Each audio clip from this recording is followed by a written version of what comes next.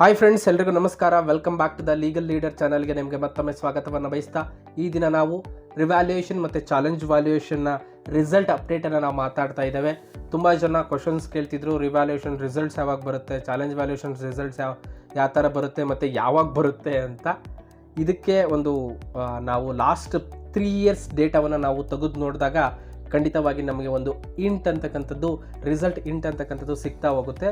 Last 23 ಇಂದ ಹಿಡಿದು 25ವರೆಗೂ ನಾವು ಒಂದು ಗ್ರಾಫಿಕ್ಸನ್ನು ನೋಡ್ತಾ ಹೋದಾಗ ಲಾಸ್ಟ್ ಡೇಟ್ ಯಾವಾಗ ಈ ಸರ್ಕ್ಯುಲರಲ್ಲಿ April 13th ಲಾಸ್ಟ್ ಡೇಟ್ ಇತ್ತು ನಮಗೆ. ಆರ್ ವಿ ಮತ್ತು ಚಾಲೆಂಜ್ ವ್ಯಾಲ್ಯೂಯೇಷನ್ ಆರ್ ವಿನಲ್ಲಿ 8th ಇತ್ತು ಮತ್ತು 13 ಸಿ ವಿಗಿತ್ತು.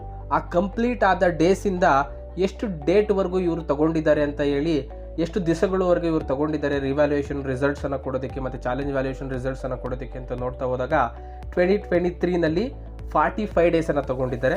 ಅದೇ ರೀತಿ 2024ಅಲ್ಲಿ 40 ಡೇಸನ್ನು ತೊಗೊಂಡಿದ್ದಾರೆ. ಅದೇ ರೀತಿ ರೀಸೆಂಟ್ ಪ್ರೀವಿಯಸ್ ಸೆಮ್ಮಲ್ಲಿ 2025ಅಲ್ಲಿ 38 ಡೇಸನ್ನು ತೊಗೊಂಡಿದ್ದಾರೆ. ಖಂಡಿತವಾಗಿ ನಾವು ಕೂಡ ಎಕ್ಸ್ಪೆಕ್ಟ್ ಮಾಡ್ಬೋದು, ಬಹುಶಃ ಆರ್ ವಿ ಮತ್ತು ಸಿ ವಿ ರಿವ್ಯಾಲ್ಯೂಯೇಷನ್ ಮತ್ತು ಚಾಲೆಂಜ್ ವ್ಯಾಲ್ಯೂಯೇಷನ್ ರಿಸಲ್ಟ್ಸ್ಗಳು ಖಂಡಿತವಾಗಿ ಈ ಮಂತ್ ಎಂಡು ಅಥವಾ 20ನೇ ತಾರೀಕು ಆದಮೇಲೆ, ಖಂಡಿತವಾಗಿ 20ನೇ ತಾರೀಕು ಒಳಗಡೆಗೂ ಕೂಡ ಬರ್ಬೋದು. ನಾವು ಆ ಥರ ಎಕ್ಸ್ಪೆಕ್ಟ್ ಮಾಡೋಕ್ಕಾಗಲ್ಲ. ಗ್ರಾಫ್ಸನ್ನು ನೋಡ್ತಾ ಹೋದಾಗ ಬರ್ತಾ ಕಡಿಮೆ ಆಗ್ತಾ ಬರ್ತಿದೆ, ಡೇಸನ್ನು ನಾವು ತೊಗೊಳ್ಳೋದು ಕಡಿಮೆ ಆಗ್ತಾ ಬರ್ತಿದೆ.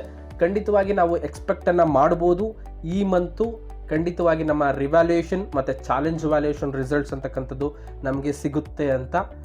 ಮತ್ತೆ ಭೇಟಿಯಾಗೋಣ. ಖಂಡಿತವಾಗಿ ಈ ಕಂಟೆಂಟ್ ಇಷ್ಟ ಆದಲ್ಲಿ ಸಬ್ಸ್ಕ್ರೈಬ್ ಮಾಡಿ, ಲೈಕ್ ಮಾಡಿ ಅಂತ ಹೇಳ್ತಾ, ಅದೇ ರೀತಿ ಶೇರ್ ಮಾಡಿ ಅಂತ ಹೇಳ್ತಾ ಮತ್ತೆ ಭೇಟಿಯಾಗೋಣ. Thank you.